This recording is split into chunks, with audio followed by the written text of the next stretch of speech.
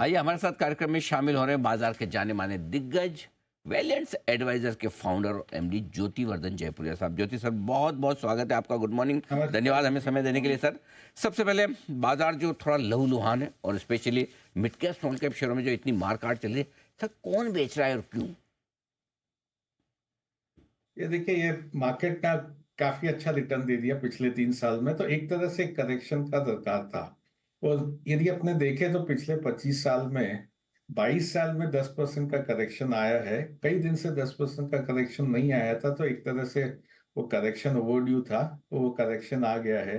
जब मार्केट गिरना चालू होता है तो सब लोग नर्वस हो जाते हैं। वॉरेन बफेट एकदम बोलते हैं by when everybody is fearful, पर उस टाइम पे ना बहुत कम लोग होते हैं जो खरीदारी करते हैं।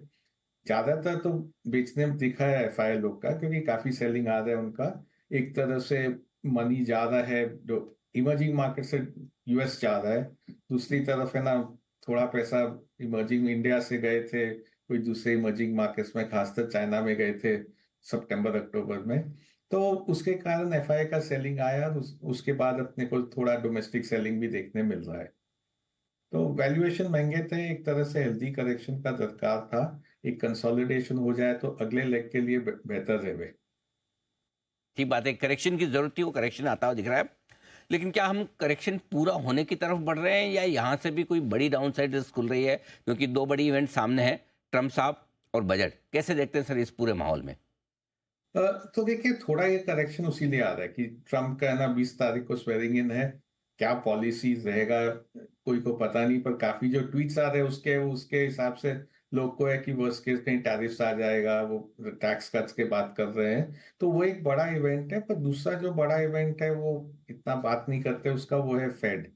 तो यदि अपने 1 साल पहले जावे तो एकदम कंसेंसस था कि फेड है ना 6 टाइम काटेगा, 7 टाइम काटेगा, वो रेट घटते जाएंगे।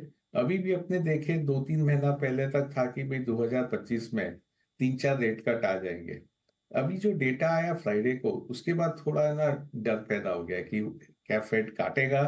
काफी लोग अब कह रहे हैं कि एटलीस्ट फर्स्ट हाफ 2025 में तो नहीं कटेगा रेट।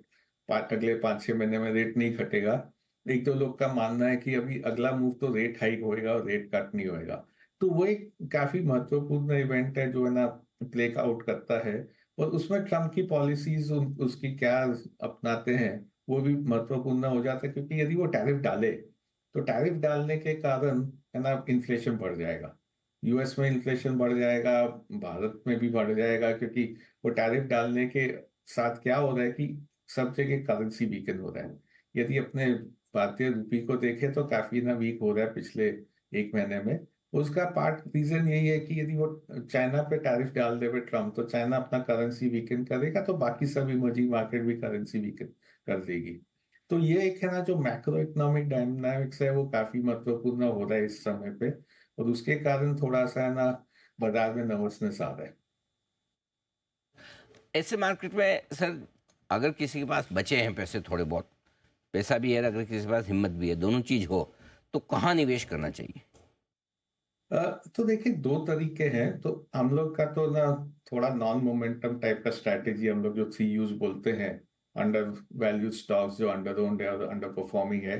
तो उसमें हम लोग एक तो बैंक्स ले रहे हैं, क्योंकि बैंक्स पिछले 18 महीने से कोई परफॉर्मेंस नहीं दिए हैं।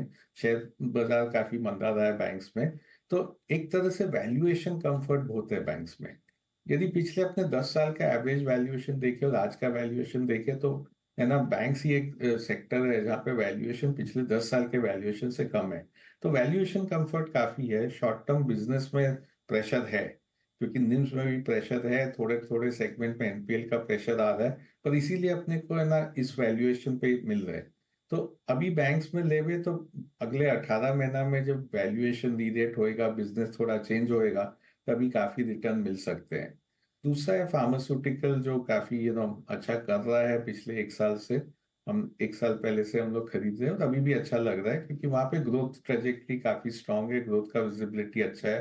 वो जो ट्रम्प के पॉलिसी भी रहे कुछ है ना, पॉलिसी जो मार्केट को अच्छा नहीं लगे, पर एंड में वो फार्मास्यूटिकल को हेल्प करेगा, क्योंकि यदि रुपी वीक होता है तो फार्मास्यूटिकल को हेल्प करता है। तो ये दो सेक्टर है जहाँ पे ना ध्यान रखना चाहिए और है ना करेक्शन में लेना चाहिए। तो और अभी फिलहाल क्या मिड कैप स्मॉल कैप शेयरों में भी व्यू बनाएं या फिर ज़्यादा बेहतर है कि लार्ज कैप्स में रहें? रिस्क के हिसाब से कैसे देखते हैं सर आप? सो शॉर्ट टर्म में लार्ज कैप सेफ लगता है और उसका दो कारण है। एक तो कि वैल्यूएशन वहां पे थोड़ा बेहतर है।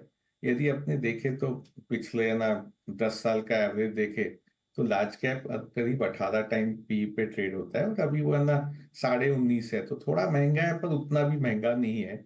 और दूसरा वहां पे ना जब इकोनॉमी में थोड़ा सा मंदी आ रही है जो अभी, तो लार्ज कैप के अर्निंग्स थोड़ा घटते हैं। स्मॉल कैप में डर रहता है कि अर्निंग बहुत ज्यादा घट जाएंगे।